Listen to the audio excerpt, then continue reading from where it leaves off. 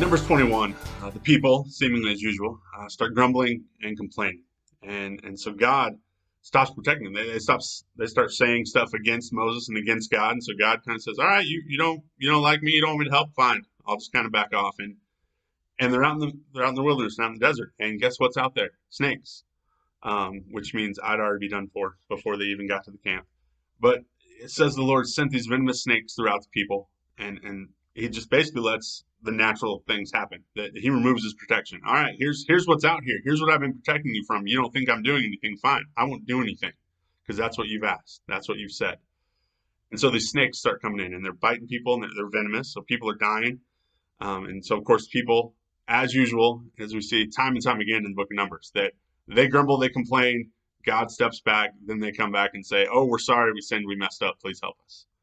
Um, but they come and they tell Moses, like, "Please pray to God, ask God to help us, ask Him to remove these." And so God tells Moses to make a snake, makes a snake out of bronze, sets it on a large pole, and he's supposed to lift it up. And he tells them, anyone who was bitten by a snake could look up at the bronze snake and live. It's actually something that Jesus references when he's talking to Nicodemus in John 3. He says, just as Moses lifted up the snake in the desert, so the Son of Man must be lifted up. And it's a great picture of how we, just, people of Israel had to look up at the snake to be saved. We need to look up to Jesus to be saved, to see what he's done and to see him on the cross and accept that.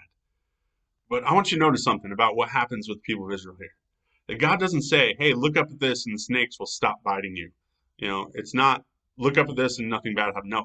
If you're bitten, as the snakes are still running around the camp biting people, look up to this. Look up to me, really, and you can be saved. That in the midst of their pain, in the midst of this horrible moment where the snake is biting them, stop focusing on the snake and look up at me instead. See, we don't tend to do that.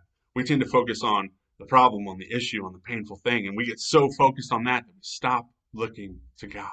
We stop looking up to Him. In the midst of our suffering, that's all we see.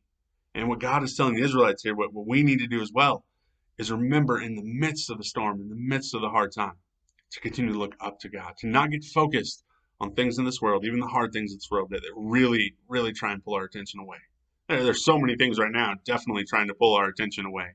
And there are so many people looking to lots of different things right now, trying to get a grasp on really the utter chaos around us sometimes. Pandemics and social unrest and all kinds of things that are going on. And people think, if we just get a vaccine or if the right person gets elected, whichever the right person is for you, none of those things are where our hope is supposed to be found. Our hope is found in one place and one place alone.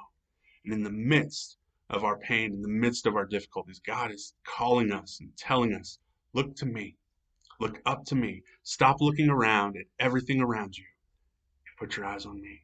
As that old hymn song says, we need to turn our eyes upon Jesus and look full in his wonderful face. And I love that, of course, the things of earth will grow strangely dim. That's the good things about earth, and that's the bad things about earth.